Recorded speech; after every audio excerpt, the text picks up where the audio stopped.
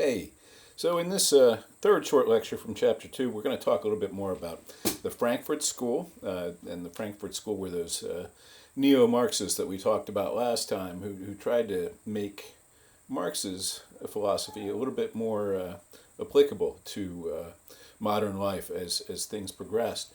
And so we're going to talk about the Frankfurt School, their ideas and some criticisms of the Frankfurt School, and about how the thought that came out of that school of people went on to help influence the field of what is now called cultural studies. And there are a lot of places where you can go and get degrees in cultural studies. It's its own branch of the academy of scholarship.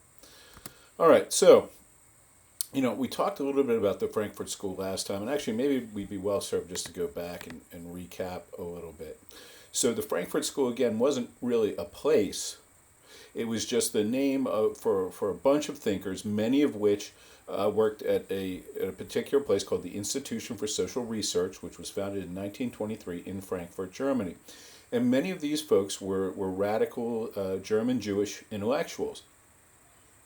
And so they did a lot of their thinking in the years leading up to World War II, excuse me, and then many of them fled Germany because they were Jewish, of course, and trying to escape the Nazis. And they fled Germany and came to the United States, where they continued thinking about a lot of these ideas. And they were interested, again, in taking Marx's ideas and changing them around so that they fit better to the world that they were living in, right? That was different than the world that Marx lived in.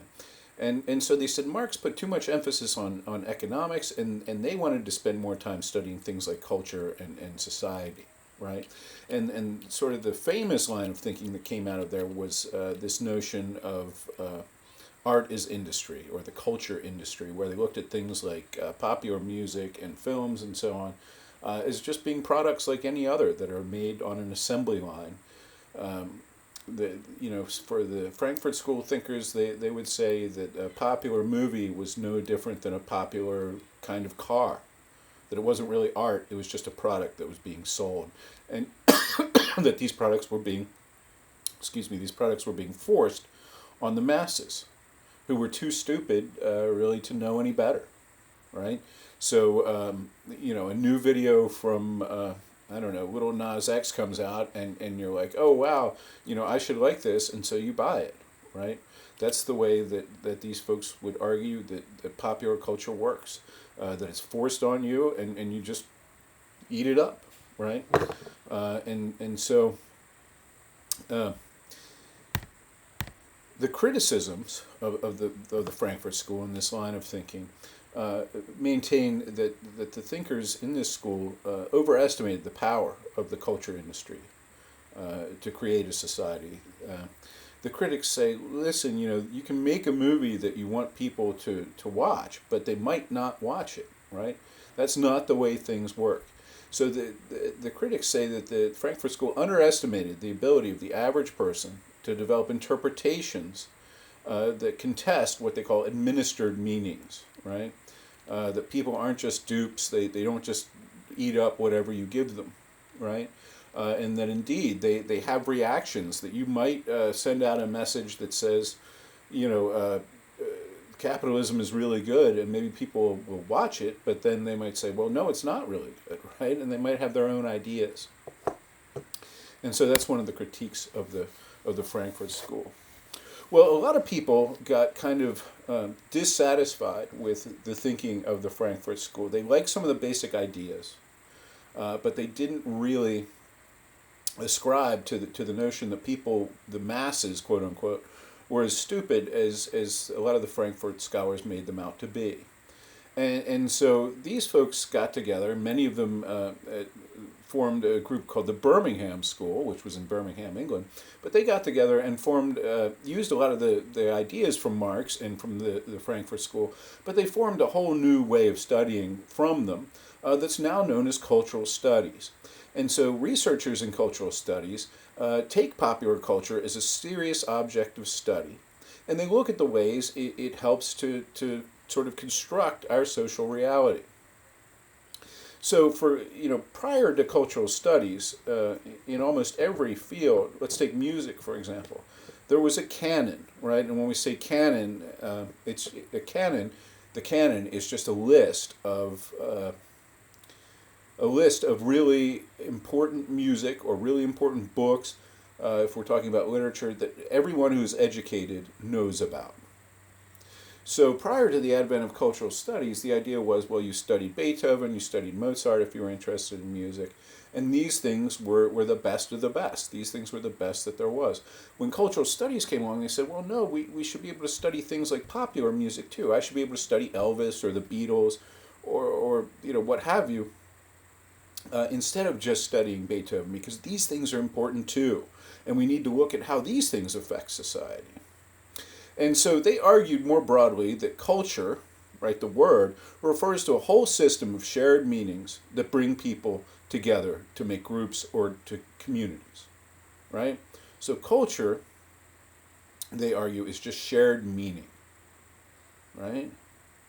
So the things that make us a group or a society are these cultural items, right? Like, Keeping Up with the Kardashians or The Mandalorian or the Avengers movies, right? These things all work together. They study how these things work together to create shared meanings, right? And so those things, those movies and TV shows and so on that I just cited, are what they call systems of representation. And they help us make sense of the world we live in, right? So, a lot of what I learned, for example, growing up about what was good or bad, what was good people and bad people, I didn't learn from church or from school. I learned from Star Wars, right? From watching movies. That's what taught me what was good and what was bad and what I should value and what I shouldn't value, right? And so movies as a system of meaning taught me, or a system of representation taught me about meaning, taught me about right and wrong, right? And so it's not just movies, right? It could be things like language, clothing, film, music, photography, all these things. Anything where we use signs or symbols in order to convey meaning, right? These are all systems of representation. And they work to create shared meaning, which in turn forms societies or groups, right?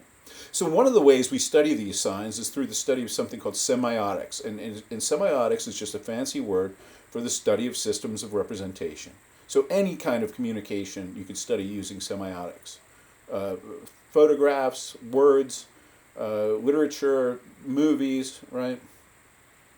And the key to semiotics is the idea that signs, right, these things that we use to represent meaning, words are an example of signs, are arbitrary and conventional, and depend on an agreed set of rules, as well as the relationship to other signs in the same system. So, for example, we look at words, right? Words are signs, and the only reason they work is because we all agree on them. The only reason that a desk is a desk, right, that a desk is represented by the word D-E-S-K, desk, right? The only reason that works is because we all have agreed to call it a desk. It's arbitrary. We made up a word, and we said, this is going to be a desk from now on. And so we all agree, and that's why it's a desk. And it's also a desk because it's not a chair. It's not a fork, right? It's defined by not being other things and by the fact that we all agree, right? And so cultural studies looks at semiotics, they look at signs and things like that, and they explore how they're interpreted and how people make sense of them, and how the way they make sense of them changes over time, and how these different signs can have multiple meanings, right? So an example would be a flag, right? The Nazi flag. Let's take a really crazy one. That's a sign. And if you're a Nazi, if you're a skinhead, if you're alive in 1933 Germany, right, or let's say 1940 Germany, 1939 Germany, you look at this and you might be really proud, and it means things about nationalism and about how great of a country Germany is. But now we look at it and we think, oh boy, that's a bad sign. That's really evil, right? So these signs, the way they're interpreted, change over time, and that's one of the things that cultural studies is interested in. And according to cultural studies, some people or groups of people have more influence over meaning construction than others because they possess more cultural capital. That means they have more of the stuff that it takes to get their point across, right? To get their meanings favored. So, again, this is kind of related to Marx, right? The idea that the ruling class, the ideas of the ruling class are the ruling ideas, right? This is similar. In cultural studies, we say some groups have greater influence over meaning because they have more cultural capital, right?